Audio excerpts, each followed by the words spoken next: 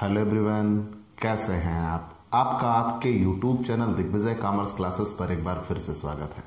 हम आपके लिए अपने इस YouTube channel Digvijay commerce classes पर बीकॉम के सिलेबस के कंपलसरी सब्जेक्ट इनकम टैक्स आयकर की पूरी एक सीरीज लेके आ रहे हैं, जिसमें आपको एक तरफ से हर एक रूल और उनके प्रैक्टिकल क्वेश्चन 1 बाय 1 मिलते हैं। आप हमसे जुड़कर अपने कॉमर्स की पढ़ाई का वो नज़रिया पाते हैं, वो अंदाज आ पाते हैं जो आपको ऑफलाइन पढ़ाई या क्लासरूम पढ़ाई में मिलता था। आप अपनी इस पढ़ाई को पाने के लिए बहुत समय, बहुत पैसा, बहुत ही परिश्रम खर्च करते थे। अब वही पढ़ाई उसी अंदाज को समेटे हुए सीधे आपके घर तक पहुंच रही है। तो प्यारे दोस्तों, देर किस बात की?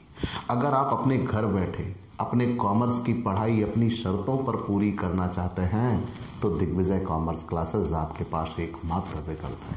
आप हमसे जुड़िए, हम आपकी पढ़ाई का वो नज़रिया, वो अंदाज आपको लेकर आते हैं।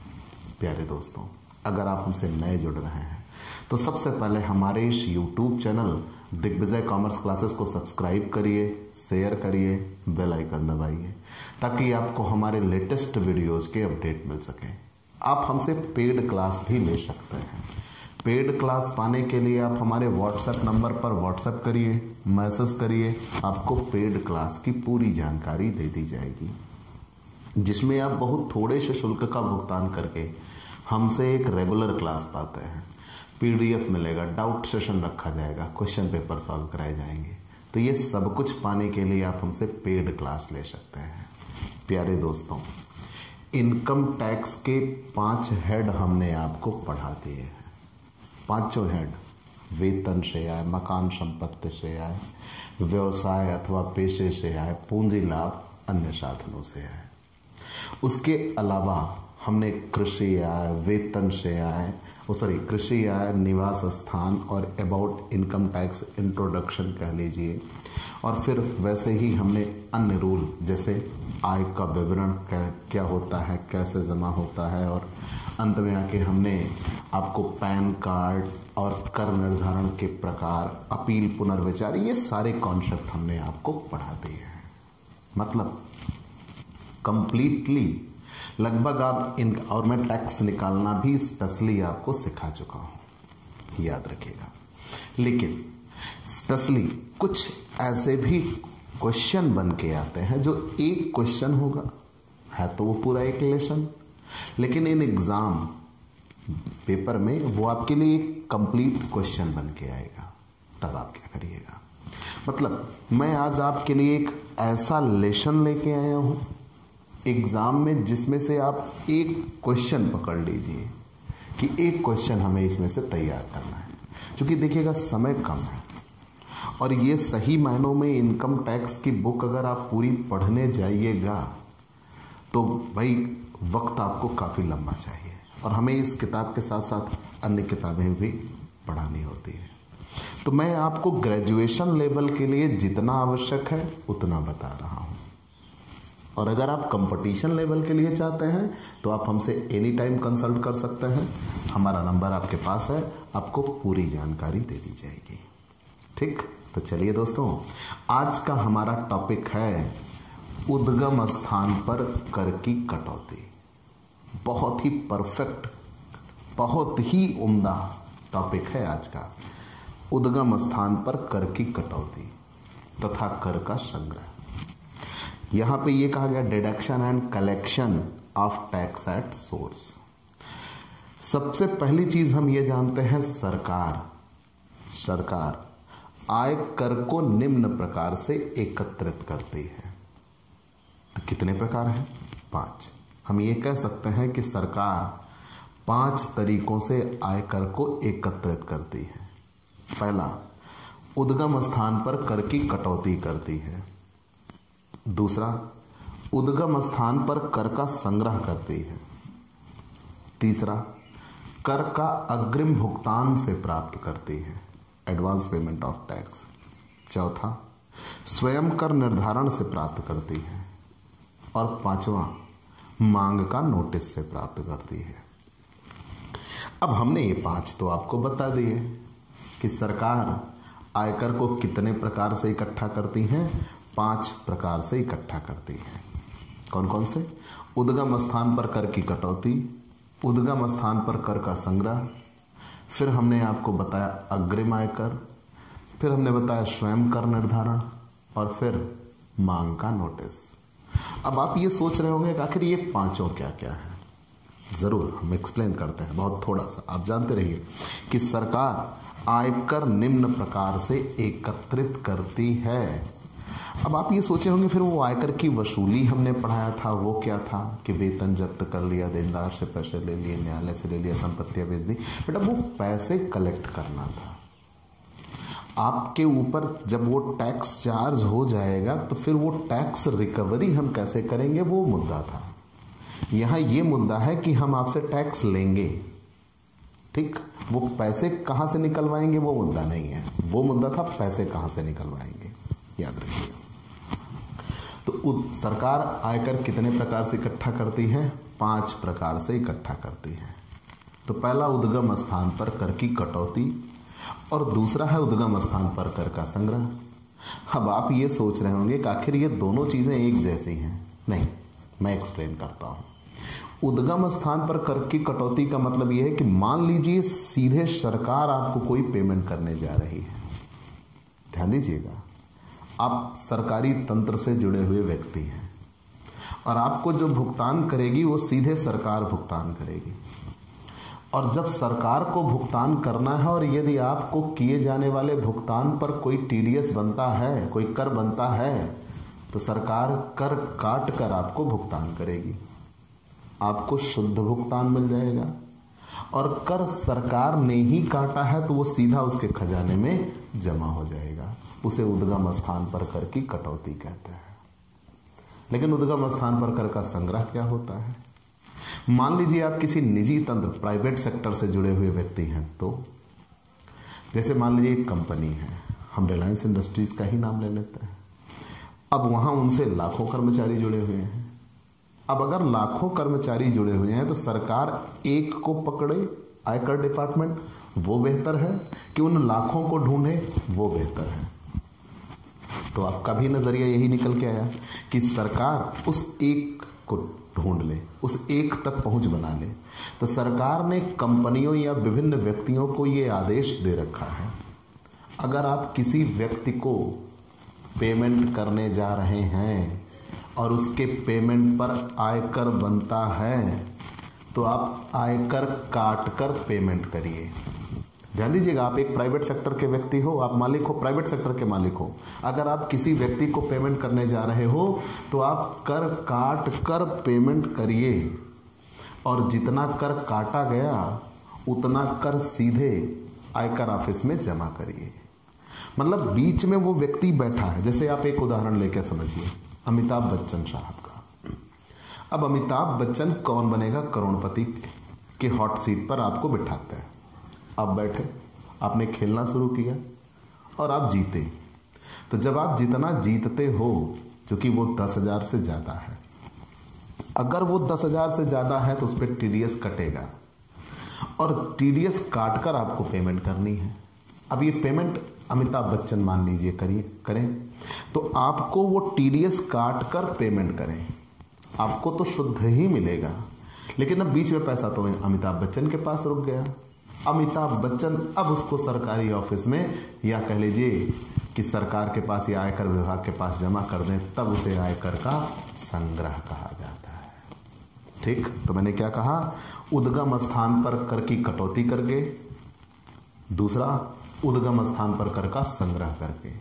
सरकार 5 तरीके से आयकर इकट्ठा करती है। तो उद्गम स्थान पर कर की कटौती, जब सरकारी तंत्र से आप जुड़े हों, सरकार स्वयं आपको भुगतान करने वाली है और उस पर कोई कर बनता है और सरकार ने कर काट कर आपको पेमेंट दिया, तो वो कर सीधे सरकारी ऑफिस में जमा होता है, तो उसे उद्गम स्थान पर कर की कटौती कह सकते हैं। उद्गम स्थान पर कर का संग्रह किसे कहते हैं?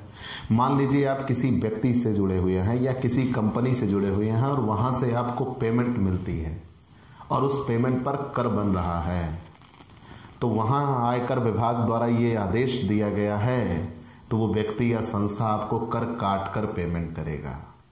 तो आप पूरा पैसा अपने घर लेके आएंगे और जो शेष होगा, जो कर काटा गया, वो कर उस व्यक्ति या संस्था द्वारा आयकर विभाग को पहुंचा दिया जाएगा जिसने आपको कर काट कर पेमेंट किया था। आप सोच रहे होंगे कि आपके पिताजी वेतन तो पाते हैं, उस पर टैक्स नहीं देते, तो याद रखिएगा, अगर उनका वेतन बनता है तो उनके वेतन पर जिस जगह से वो वेतन पाते हैं वो संस्था ही उस पर कर काट लेती है और कर काट कर आयकर ऑफिस में जमा कर देती है, तो उसे उद्गम स्थान पर कर का संग्रह कहते हैं। तीसरा, अग्रिम आयकर क्या होता है? यदि आपकी उम्र 60 वर्ष से अधिक नहीं है और गत वर्ष में आपका आयकर 10,000 रुपए से अधिक है और आपकी बिजनेस एंड प्रोफेशन से इनकम है या बिजनेस से इनकम है कह लीजिए स्पेशली, तो आप अग्रिम आयकर देते हैं, एडवांस पेमेंट ऑफ टैक्स देते हैं। मतलब जैसे जैसे आप आय कमाते जाते हैं वैसे वैसे आप आयकर चुकाते जाते हैं, तो सरकार को उससे भी इनकम टैक्स प्राप्त होता है। आगे आप ये पूरा लेसन पढ़िएगा अग्रिम आयकर, ठीक। लेकिन सरकार को उससे भी आय प्राप्त होती है कि जैसे जैसे आप आय कमाते जाते हैं वैसे वैसे आप कर चुकाते जाते हैं। चौथा, स्वयं कर निर्धारण। इसे तो मैं स्पेशली आपको समझा चुका हूं। स्वयं कर निर्धारण क्या होता है कि जब कभी करदाता अपनी आय की विवरणी जमा करे और उस आय की विवरणी के आधार पर उसके जो संज्ञान में छूट आती है उन छूट का निर्धारण वो करे। छूट का निर्धारण करने के बाद अपना वो टैक्स कैलकुलेट करे और टैक्स कैलकुलेट करने के बाद जितना आयकर बने वो ले जाकर आयकर ऑफिस में जमा कर दे, उसे स्वयं कर निर्धारण कहते हैं, सेल्फ असेसमेंट, और इससे भी सरकार को आयकर मिल जाता है। मांग का नोटिस क्या है? नोटिस ऑफ डिमांड, इसे मैं बता चुका हूं। तो मैंने ये कहा था कि मान लीजिए करदाता स्वयं कर निर्धारण नहीं करता, वो रेगुलर असेसमेंट पे आता है, तो करदाता ने अपनी आय की विवरणी जमा कर दी। अब आयकर अधिकारी उस आय की विवरणी के आधार पर उसकी छूट निकाल के जो भी टैक्स बनता है उस पर टैक्स कैलकुलेट करेंगे और टैक्स कैलकुलेट करने के बाद उसके पास एक सूचना भेज देंगे कि आपका इतना कर बना है और आपको ये जमा करना होगा। वही सूचना मांग का नोटिस कहलाती है और करदाता को जब यह मांग का नोटिस मिला तो उसके 30 दिन के भीतर में उसको इनकम टैक्स जमा करना होगा और जब वो 30 दिन के भीतर में इनकम टैक्स जमा कर देगा तो सरकार को वहां भी आयकर मिलता है। तो मैंने क्लियर वे में आपको बताया कि सरकार कितने तरीकों से आयकर इकट्ठा करती है। 5, उद्गम स्थान पर कर की कटौती, उद्गम स्थान पर कर का संग्रह, अग्रिम आयकर और फिर स्वयं कर निर्धारण, मांग का नोटिस। अब बात आते हैं, इस लेसन में हम आपको बताने चल रहे हैं उद्गम स्थान पर कर की कटौती या उद्गम स्थान पर कर का संग्रह से संबंधित रूल इसमें हम बताने चल रहे हैं। और बहुत सी मदें हैं जिस पर उद्गम स्थान पर कर की कटौती होती है। 28 मदें तो इस लेसन में एक्सप्लेन की गई हैं और 28 जितने में 27 हैं उतने में अकेले एक है वेतन से आय, लेकिन वो मोस्ट इंपॉर्टेंट है तो हम उसे पूरा एक्सप्लेन करेंगे, ठीक। बाकी 2-4 और एक्सप्लेन कर देंगे, उससे ज़्यादा आप एग्जाम में नहीं लिखिएगा। सीधी सी बात यह है कि आपके लिए ये एक कंप्लीट क्वेश्चन बनता है 15 नंबर का। अगर ये आपके लिए 15 नंबर का क्वेश्चन आता है तो आप 4 पेज में लिखिएगा। तो जब आप 4 पेज में लिखिएगा तो हम आपको वो मैटर दे रहे हैं जिससे आप 5 पेज 6 पेज लिख सकते हो, ठीक। अगर आप थोड़ा शॉर्ट भी कर गए तो 4 पेज तो कंप्लीटली हो जाएगा।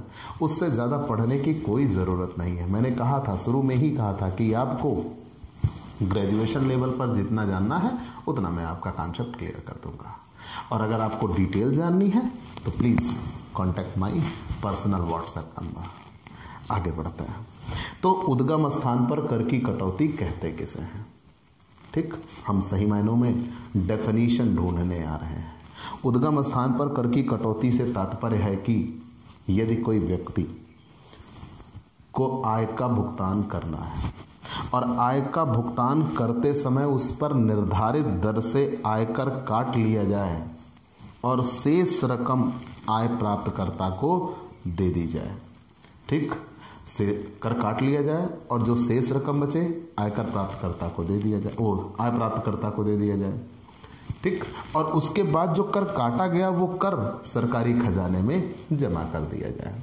उसे ही उद्गम स्थान पर कर की कटौती कहते हैं। ठीक, अगर आप इसे कह लीजिए किताबी भाषा में समझना चाहें तो उद्गम स्थान पर कर की कटौती से तात्पर्य है कि कोई व्यक्ति आय का भुगतान करते समय उस पर निर्धारित दर से कर काट ले तथा शेष रकम आय प्राप्तकर्ता को देकर काटी हुई कर की राशि आयकर ऑफिस में या आयकर खजाने में या सरकारी खजाने में जमा करते हैं। तो इस प्रकार कर की कटौती उद्गम स्थान पर कर की कटौती कहलाती है। ये 2 नंबर का क्वेश्चन है, याद रखिएगा। और यही लिखना होगा कि उद्गम स्थान पर कर की कटौती से तात्पर्य है कि यदि कोई व्यक्ति आय का भुगतान करते समय उस पर निर्धारित दर से आयकर काट ले और शेष रकम आय प्राप्तकर्ता को भुगतान करने के बाद जो आयकर काटा वो सरकारी खजाने में जमा कर दे तो उसे ही उद्गम स्थान पर कर की कटौती कहते हैं। अब मुद्दा ये बना उद्गम स्थान पर कर की कटौती होती किस किस पर है। तो मैंने आपको ये बताया कि उद्गम स्थान पर कर की कटौती 28 मदों पर होती है। यहां दिया हुआ है 28 तो दिए हैं और भी मिल जाएंगे। ठीक, मतलब मुद्दों के अंदर मुद्दे हैं। 28 का तो यहां एक्सप्लेनेशन हुआ है। ठीक है, लेकिन हम उनमें से 5-6 का एक्सप्लेन करने वाले हैं, उससे ज्यादा की आपको जरूरत नहीं है। सबसे पहला और सबसे बड़ा है जो सबसे ज्यादा प्रचलित है, वेतन पर उद्गम स्थान पर कर की कटौती होती है। आपने तो ये महसूस भी नहीं किया होगा कि वेतन पर टीडीएस कटता है। मैंने ऐसा क्यों कहा? क्योंकि अगर आप वैतनिक कर्मचारी के बच्चे हैं, आपके पिताजी या आपका भाई या आपकी बहन, माताजी, अगर वो पैसे कमाती हैं और सैलरी है उनकी, तो उनकी सैलरी पे टैक्स फरवरी और मार्च महीने में कटता है। फरवरी और मार्च महीने में कटता है।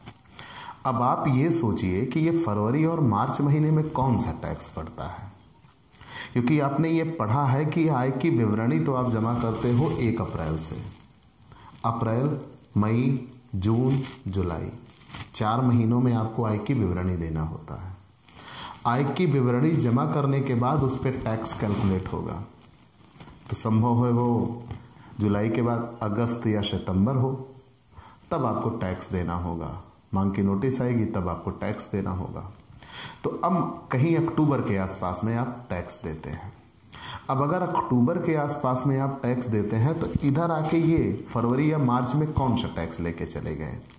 तो वहां ये है कि फाइनेंशियल ईयर की क्लोजिंग के पहले जिस संस्था द्वारा आपको पेमेंट दी जाती है वो संस्था उस पेमेंट पे यदि टैक्स बनता है तो पहले ही टैक्स काट कर आपको पेमेंट देती है। ठीक, उसे वेतन पर उद्गम स्थान कर की कटौती कहते हैं। याद रखिएगा, ये फरवरी या मार्च महीने में ही वो संस्था उद्गम स्थान पर कर की कटौती कर लेती है।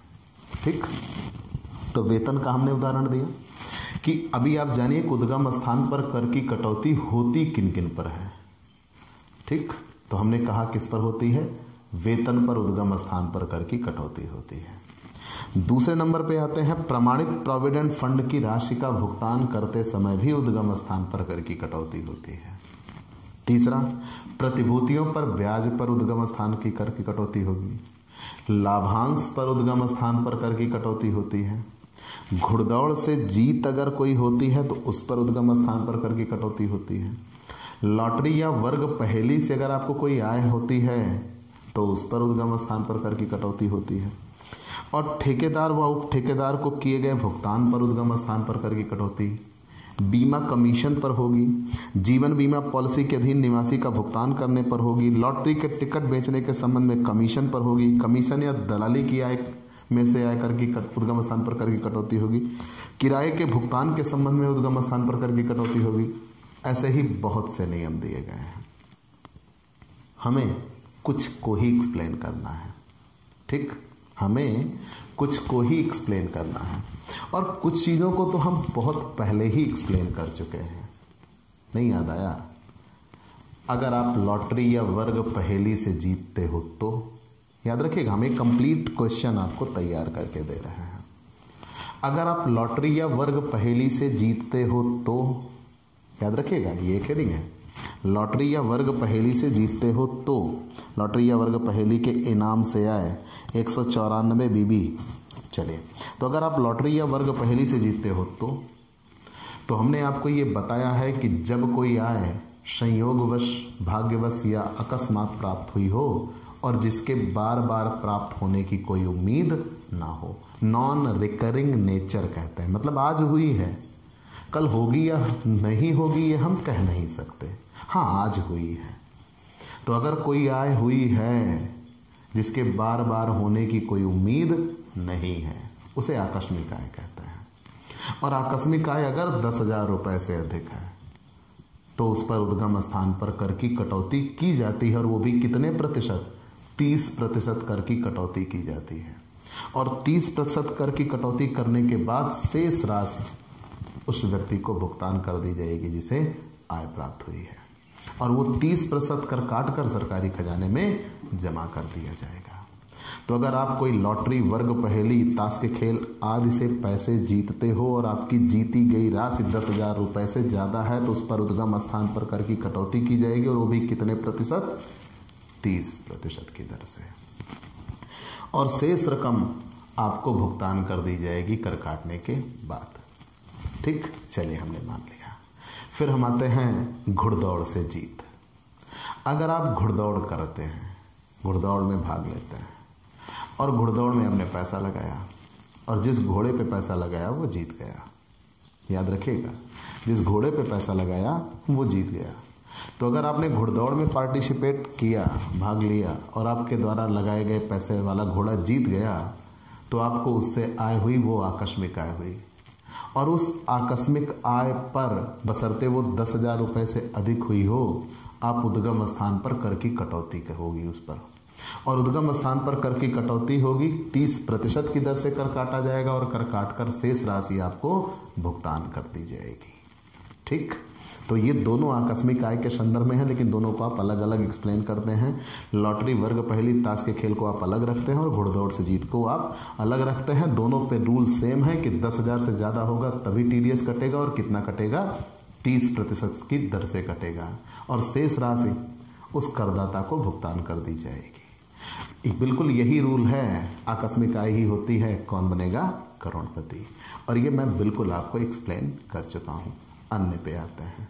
लॉटरी से आए या वर्ग पहेली, ताश के खेल, मैंने कहा इनको आप एक साथ बताइएगा चूंकि आकस्मिक आय में आती हैं। घुड़दौड़ से जीत भी आकस्मिक आय है, लेकिन हम उसको अलग रखते हैं। दूसरी बात, अभी जस्ट पिछले दिनों मैंने अन्य साधनों से आय पाठ आपको पढ़ाया, और वहां मैंने बताया था कि प्रतिभूतियां 2 प्रकार की होती हैं, और वहां मैंने ये बताया था कि एक सरकारी प्रतिभूति होती है और एक गैर सरकारी प्रतिभूति होती है।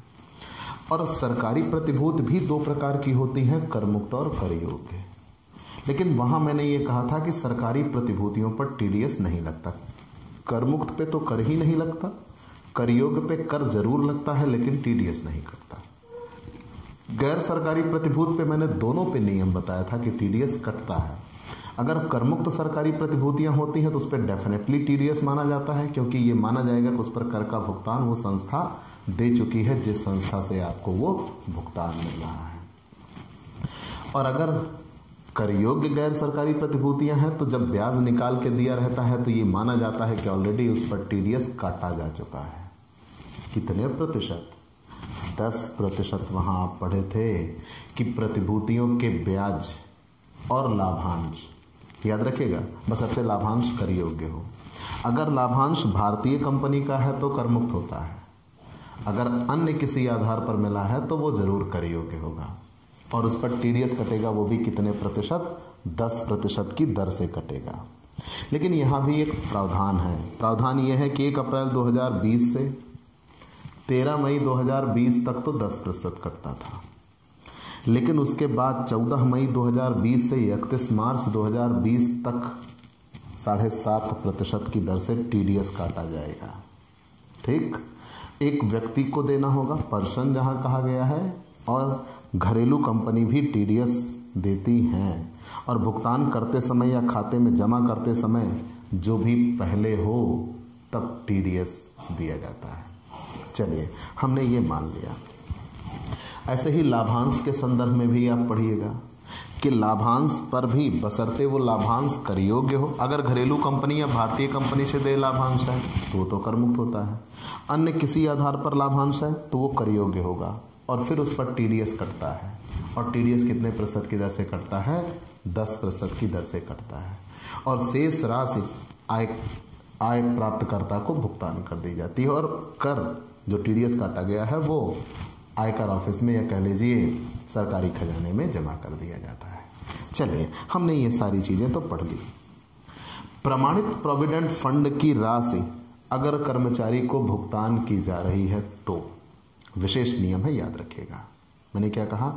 प्रमाणित प्रोविडेंट फंड की राशि यदि कर्मचारी को भुगतान की जा रही है और भुगतान करते समय वो राशि कर योग्य है तो उस पर 10% की दर से, याद रखिएगा पूरी बात, यदि प्रमाणित प्रोविडेंट फंड की राशि भुगतान की जा रही है और भुगतान करते समय कर योग्य है तो उस पर 10% की दर से टीडीएस काटा जाएगा, बशर्ते वो भुगतान की जाने वाली राशि 50,000 रुपए से अधिक हो। अगर वो भुगतान की जाने वाली राशि 50,000 से कम है तो उस पर टीडीएस नहीं कटता। ठीक, और यदि ऐसा कर्मचारी को अपना पैन कार्ड नहीं बताता तो अधिकतम सीमांत दर से कटौती की जाएगी। क्लियर? आगे बढ़ता है। आप एक एक रूल क्लियर करते रहिएगा। अगर प्रमाणित प्रोविडेंट फंड से किसी कर्मचारी को भुगतान दिया गया और भुगतान करते समय, याद रखिएगा, भुगतान करते समय वो कर योग्य है तो उस पर टीडीएस कटेगा, और वो भी 10% की दर से टीडीएस कटेगा। और अगर पैन कार्ड नहीं बताता कर्मचारी तो फिर अधिकतम सीमांत दर से कर की कटौती की जाएगी। और तीसरी बात, यहाँ टीडीएस तभी काटा जाएगा जब भुगतान की गई राशि 50,000 रुपए से अधिक हो। अगर 50,000 रुपए से अधिक नहीं है तो टीडीएस नहीं कटेगा। क्लियर? अब सबसे इंपॉर्टेंट, वेतन पे कैसे टीडीएस कटता है। याद रखिएगा, मैंने आपको ये कहा था कि आपको ये जानना है कि एक पर्टिकुलर क्वेश्चन इस लेसन से बनेगा। एक क्वेश्चन, आप उसके जवाब को 4 पेज तक कैसे ले जा सकते हो, यही आपको क्लियर करना है। और उसी बात को क्लियर करने के लिए हमने ये बताया कि सरकार कितने तरीके से आयकर इकट्ठा करती है। 5 तरीके से। उद्गम स्थान पर कर की कटौती, उद्गम स्थान पर कर का संग्रह, अग्रिम आयकर, स्वयं कर निर्धारण और मांग का नोटिस। फिर मैंने उद्गम स्थान पर कर की कटौती का अर्थ बताया और ये बताना शुरू किया कि किन किन मदों पर उद्गम स्थान पर कर की कटौती होगी, कितनी होगी, कब होगी। ये सारी हेडिंगें बनती चली जा रही हैं। अब बात आई वेतन। अगर किसी कर्मचारी का अनुमानित कर योग्य वेतन करमुक्त सीमा से अधिक है, याद रखिए पूरी बात, अगर किसी कर्मचारी का कर योग्य वेतन, याद रखिए, अगर किसी कर्मचारी का अनुमानित कर योग्य वेतन करमुक्त सीमा से अधिक है और निर्धारित कर राहत धारा 89 के अंतर्गत घटाने के बाद भी अगर करमुक्त सीमा से अधिक है, तब वेतन का भुगतान करते समय उस पर टीडीएस काटा जाएगा। ठीक, तो मैंने क्या कहा कि अगर किसी कर्मचारी का अनुमानित वार्षिक वेतन करमुक्त सीमा से अधिक है, धारा 89 की जो संदर्भित छूट उसको मिलने वाली है, उस छूट को देने के बाद भी अगर उसका वेतन करमुक्त सीमा से अधिक है तो उस पर टीडीएस काटा जाएगा। ठीक, लेकिन यहां पर कैसे निकाला जाएगा? सबसे पहले हमें यह जानना है कि कैसे गणना होगी। तो सबसे पहले अनुमानित वेतन की गणना होती है। याद रखिएगा, हम पढ़ रहे हैं, अब ये बहुत बड़ा नियम है, आप कह लीजिए पूरा एक पाठ बन जाता है। कैसे? याद रखिएगा, मैंने आपसे ये कहा कि यदि किसी कर्मचारी का अनुमानित कर योग्य वेतन करमुक्त सीमा से अधिक है और निर्धारित राहत धारा 89 की छूट घटाने के बाद भी अगर उसकी अनुमानित आय या वेतन करमुक्त सीमा से अधिक रह जाता है तब वो टीडीएस देगा। तो सबसे पहले हम वेतन से आय की गणना करेंगे और वेतन से आय की गणना बिल्कुल वैसे की जाएगी जैसे हमने इनकम फ्रॉम सैलरी अब आपको पढ़ाया है। पूरा आप टैक्सेबल इनकम फ्रॉम सैलरी निकालिएगा। टैक्सेबल इनकम फ्रॉम सैलरी निकालने के बाद वही आपकी सकल कुल आय मानी जाएगी और उसमें से आप धारा 80C से 80U तक की छूट घटाइएगा। 80C प्रमाणित प्रोविडेंट फंड में अंशदान के संदर्भ में है, बीमा प्रीमियम के संदर्भ में है, 1,50,000 रुपए तक की छूट मिलती है। 80 डी वहाँ पे दिया गया है कि अगर कोई विकलांग व्यक्ति आपके घर में है, दिव्यांग व्यक्ति जिसे आप कह लीजिए, तो उसके संदर्भ में आप अगर वो आप पर आश्रित है, आप उसके जीवन निर्वाह पर खर्च करते हैं या उसके लिए कुछ खर्च करते हैं तो वहाँ पे आपको छूट मिलती है। ऐसे ही जितनी छूट आप, चूंकि अभी आप आगे वो लेसन पढ़ेंगे, 80C से लेकर 80U तक की सारी छूट घटा देने के बाद, याद रखिएगा पहले पूरा वेतन से आय के पूरे रूल यहाँ आ गए। मैंने 34 और 8 42 वीडियो के जरिए मैंने आपको वेतन से आय समझाया है। वो पूरे 42 वीडियो यहाँ पर आके बैठ गए हैं। तो अगर किसी कर्मचारी की वेतन से आय है तो पहले उसकी वेतन से आय कैलकुलेट होगी। वेतन से आय कैलकुलेट होने के बाद धारा 80C से 80U की छूट दे दी जाएगी। 80C से 80U की छूट देने के बाद यदि उसकी जो आय बची, कुल आय बची, वो करमुक्त सीमा से अधिक है तब उसे कर देना होगा और कर उसे स्लैब की दर से देना होगा, स्लैब से देना होगा। याद रखिएगा, स्लैब तो आपको याद ही होगा। अभी 2020-21 वित्तीय वर्ष, फाइनेंशियल ईयर 2020-21 फाइनेंशियल ईयर और असेसमेंट ईयर 2021-22 के लिए 2 स्लैब हैं। कितने स्लैब हैं? 2। आप कोई भी चुन सकते हो। स्पेशली अगर आप 60 वर्ष से कम हो, 60 वर्ष से कम हो, तो जब 60 वर्ष से कम हो तो 2,50,000 तक नील, ठीक। 2,50,000 से अधिक, 2,50,000 से अधिक, 2,50,000 से 2,50,000 से अधिक और कहाँ तक? 5 लाख तक पहुंचने पर कितने परसेंट टैक्स देते हैं? 5% देते हैं। 5 लाख से अधिक होने पर, ये स्लैब हम पीछे आपको पढ़ा चुके हैं, कहाँ तक? 10 लाख तक पहुंचने पर 20% टैक्स देते हैं। 10 लाख से अधिक हो जाने पर चाहे जितना हो जाए, 10 लाख से अधिक हो जाने पर आप कितने परसेंट टैक्स देते हैं? 30% टैक्स देते हैं। ये तो एक सिस्टम है। ये पुराना स्लैब प्रणाली है, ये मैं पीछे आपको क्लियरली बता चुका हूं। तो आप पहले वेतन से आय वैल्यूएट करेंगे, धारा 80C से 80U की छूट घटाएंगे केवल वेतन से आय में। अभी मकान, व्यवसाय, पेशा, अन्य ये सब नहीं, हम पहले वेतन से आय निकालेंगे, वेतन से आय को ही सकल कुल आय मानेंगे। धारा 80C से 80U की छूट घटाएंगे। धारा 80C से 80U की छूट घटाने के बाद अगर शेष आय करमुक्त सीमा से अधिक है तो टैक्स देंगे। कैसे?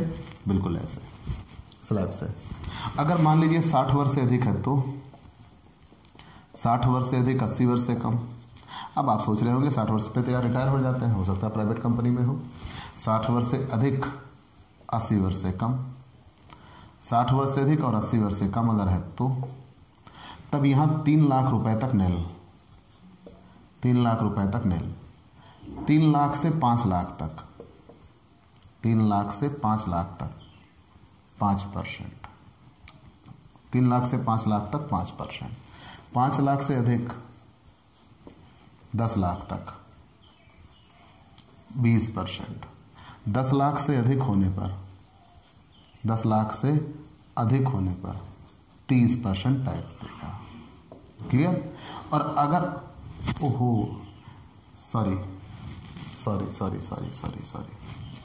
सॉरी, ठीक, ये 60 वर्ष से कम, हाँ ठीक है, चलिए ठीक है, बिल्कुल सही। 60 वर्ष से कम और ये 60 वर्ष से अधिक लेकिन 80 वर्ष से कम। अगर 80 वर्ष से भी अधिक हो गया तो 80 वर्ष से भी अधिक हो गया तो 80 वर्ष से अधिक होने पर, अगर 80 वर्ष से अधिक हो गया तब वहां 5 लाख तक नील, सीधे आपकी करमुक्त सीमा 5 लाख हो जाती है। 5 लाख से अधिक और 10 लाख तक आप कितने परसेंट देते हैं? 20%। और 10 लाख से अधिक होने पर आप कितने परसेंट देते हैं? 30%। ठीक, ये तो टैक्स देते हैं। और इतना टैक्स देने के साथ साथ याद रखिएगा, इतना टैक्स देने के साथ साथ आपको शिक्षा उपकर भी देना होगा, शिक्षा उपकर, और वो भी कितने परसेंट? 4% की दर से देना होगा। चलिए, ये तो पुराना स्लैब सिस्टम है। नया स्लैब सिस्टम क्या है? वहाँ 2,50,000 को संदर्भित किया गया है कि पहले 2 लाख, ये नया स्लैब सिस्टम है, न्यू स्लैब है, इसी संदर्भ में, इसी सन में है। मतलब यहाँ आपको ऑप्शन दे दिया गया है कि आप दोनों स्लैब में से कोई एक स्लैब चुन सकते हो। चाहे तो आप इन 3 स्लैब के आधार पर आप आ जाइए, जिसे पुराना स्लैब कहेंगे और ये नया स्लैब कहेंगे।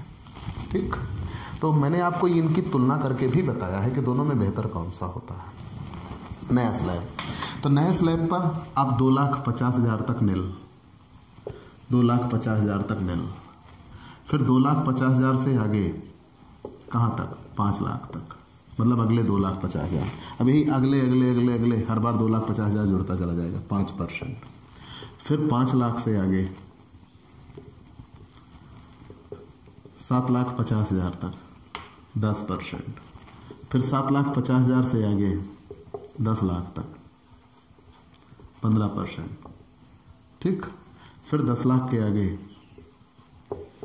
12,50,000 तक 20%।